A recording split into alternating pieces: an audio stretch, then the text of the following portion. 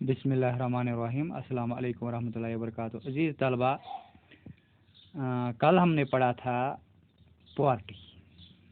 तो हमने poverty define की थी, पॉवर्टी लाइन डिफ़ाइन की थी और इसके बहुत सारे फैक्टर्स या हम काजेज़ पढ़े थे हमने। तो आज जो हमारा मौजूद है वो है anti poverty measures. Anti poverty measures कौन से इक़दाम हम उठा रहे हैं जिससे इस गरीबी पर काबू पाया जाए। गवर्नमेंट कौन कौन से इक़दाम उठाती है कि इस गरीबी पर काबू पाया जाए। ये है आज के मेजर्स मीन्स इक़दाम, पॉवर्टी मेजर्स, यानी कि गरीबी के खिलाफ कौन कौन से इक़दाम उठाने हैं जिससे गरीबी पे काबू पाया जाए। जितने भी गवर्नमेंट पॉलिसीज होती है, जितने भी गवर्नमेंट के मंसूबे होते हैं, सब में यही होता है कि इस गरीबी को एलिवेट कैसे किया जाए, इसको दूर कैसे किया जाए। इसके लिए मुख्तलिफ मंसूबे बनाए जाते हैं, मुख्तलिफ स्ट्रेटजीज बनाए जाते हैं और इनको अडॉप्ट किया जाता है। इन स्ट्रेटजीज को, इन मंसूबों को अमल में लाया जाता है। कौन लाती है इनको अमल में? गवर्नमेंट लाती है इनको अमल में। किस लिए? कि ये गरीबी, इस पे काबू पाया जाए। यानी कि हर सतह पे गवर्नमेंट की यही कोशिश होती है, वो मंसूबे बनाते हैं, वो इक़दाम उठाते हैं कि किसी न किसी तरीके से ये जो गरीबी है इस पे काबू पाया जाए। इसके लिए वो गरीबों के लिए कुछ इक़दाम उठाती है। तो आपने कल देखा हम गरीब किसको डिफ़ाइन करते हैं, उस पर बिल्कुल एक बाज़ाब्ता एक क्राइटेरिया लगा हुआ है on the base of income और कंजप्शन लेवल। रूरल एरियाज़ के लिए अलग है 24 किलो कैलोरीज पर पर्सन पर डे और सिटीज़ के लिए 2100 किलो कैलोरीज पर डे। तो उसके बाद जब हमें डिफ़ाइन हो गए कि पुअर कौन है, नॉन पुअर कौन है, उसके बाद जो पुअर है, क्योंकि आपने देखा कि 260 million people in India are in the category of poor, और हमारे जो जम्मू एंड कश्मीर में उसमें 21.63% people, almost 22% people living here are poor.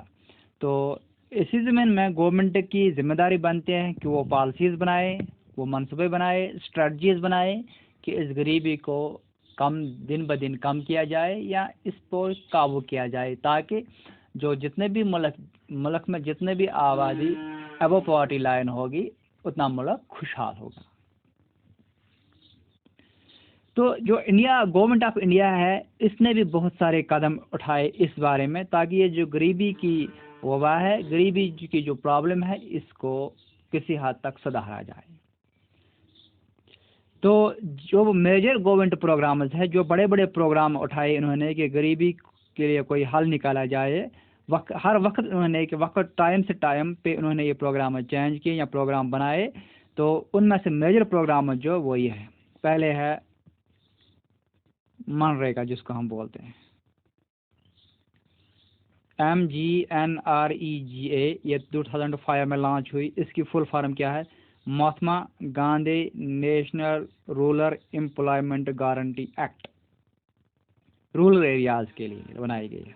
क्या? Mahatma Gandhi national rural employment guarantee act.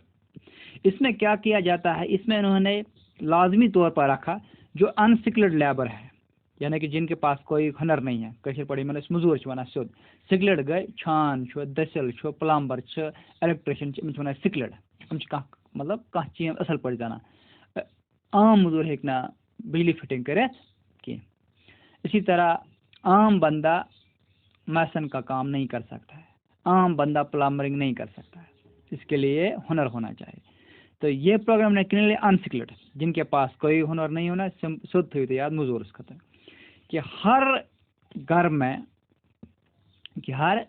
में एक बंदे को पूरे साल में 100 दिन का काम मिलना चाहिए। 100 दिन का काम मिलना चाहिए एट मिनिमम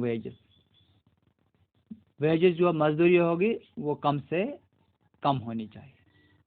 जैसे कि आपको पता है हमारे यहाँ भी काम होते हैं इस वन नरेगा काम ना वन अक्सर ये नरेगा काम में मजूर तिमन दिवान तिमन बाज़ाब्त उनके पास कार्ड्स होते हैं, जॉब कार्ड जिनको हम बोलते हैं, उनके पास बैंक अकाउंट्स होते हैं, फिर पैन सब इनके बैंक में जाता है। तो ये नरेगा काम गवर्नमेंट करती है, ये इसी के लिए, इन्हीं लोगों के लिए है, क्योंकि इन लोगों को फ़ायदा होना चाहिए। तो ये बहुत बड़ा प्रोग्राम था, इससे बहुत सारे लोगों को फ़ायदा हुआ। तो 100 डेज कम से कम इससे क्या होता है, 15-20 हज़ार एक घर को आमदनी मिलती ही मिलती है। इसका ज़्यादातर इफेक्ट यहाँ नहीं है, लेकिन जब हम इंडिया के बाकी स्टेटों पर नज़र डालते हैं वहाँ ये बहुत बड़ा रकम मिलता है। 15,000 20,000 ये 100 दिन का काम वहाँ बहुत ज़्यादा है, क्योंकि वहाँ इनको इतनी मजदूरी नहीं मिलती। ये चीज़ मजदूर 3 4 वहाँ इतनी मजदूर को नहीं मिलते, इसीलिए ये लोग वहाँ से यहाँ आते हैं मजदूरी करने के लिए।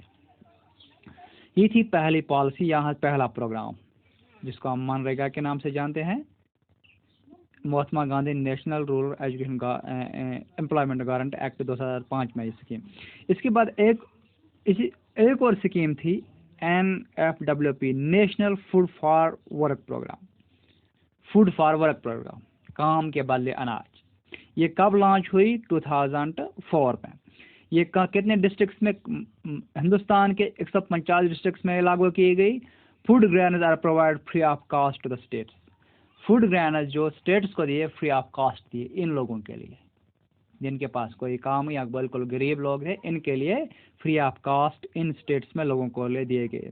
और ये 150 डिस्ट्रिक्टों में ये स्कीम लागू की गई, फूड फॉर वर्क प्रोग्राम। ये काम कर रहे थे, काम के बदले इनको अनाज ज़्यादा आता था। इसी तरह एक और स्कीम लॉन्च हुई PMRY, प्राइम मिनिस्टर रोजगार योजना। ये 1993 में लगाई गई।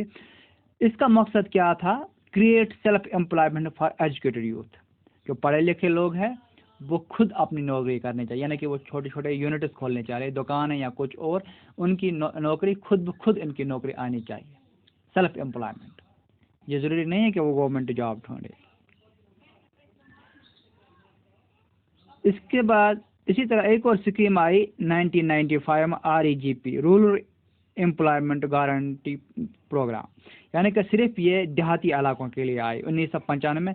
इसका भी मकसद यही था, self employment at rural and small town. ये एक तो देहाती इलाकों में, इसके अलावा कहाँ पे, छोटे छोटे कस्बों में भी ये अंडर खादी एंड इंडस्ट्रीज। जो खादी एंड इंडस्ट्रीज महकमा यहाँ है, उनसे थोड़ा थोड़ा लोन लेते थे, छोटे छोटे ये यूनिट्स खोलते थे, इंडस्ट्रियल यूनिट्स खोलते हैं।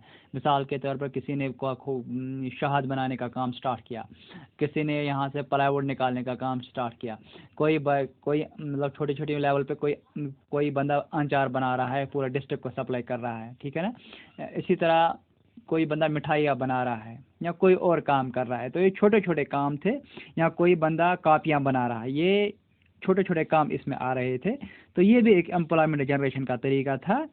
तो इसको क्या कहते हैं, रूरल एम्प्लॉयमेंट जनरेशन प्रोग्राम। ये देहाती इलाकों के लिए था, और किसके लिए था? Self employment. ये भी सेल्फ एम्प्लॉयमेंट पर इसका स्ट्रेस था, सेल्फ एम्प्लॉयमेंट, यानी कि आप अपनी नौकरी का काम खुद ढूंढो। इसके बाद जो कि आजकल मशहूर है, सब लोग हम जानते, AAY, अंत्योदय अन्न योजना। अंत्योदय अन्न योजना ये कब लॉन्च हुई थी? 2004 में। हिंदुस्तान में कब लॉन्च हुई? 2004 में। 1 करोड़ पोरेस्ट फैमिलीज। इससे कितनों को फ़ायदा हुआ उस वक्त? तकरीबन 1 करोड़ फैमिलीज इस ज़मीन में लाई गई थी। किस ज़मीन में? AAY के ज़मीन में लाई गई थी। इसमें क्या था कि लोगों को 25 किलोग्राम राइस, जो बिलो पॉवर्टी लोग हैं, जो BPL के नीचे जो लोग ज़िंदगी बसर कर रहे हैं, उनको 25 किलो चावल आप सिर्फ 2 रुपये के हिसाब से, यानी कि हर चावल का 25 किलो 50 रुपये में मिलते थे, 75 रुपये में मिलते थे। जो वीट का है, वीट के 25 किलो कितने में मिलते थे? यानी कि वीट का हर किलो 2 रुपये में आता था, 25 किलो कितने में आते थे? 50 रुपये में आते थे। इसी तरह से चावल फी किलो 3 रुपये के हिसाब से, और चावल के 25 किलो 75 रुपये में मिलते हैं। जब ये आज के मार्केट में इसको पे नज़र डालेंगे तो ये बहुत कम कीमत है, बहुत कम कीमत है। तो बाद में इसी स्कीम को इन्हांस किया गया। पहले ये 25 किलो थे, उसके बाद ये 35 किलो देते थे। कब?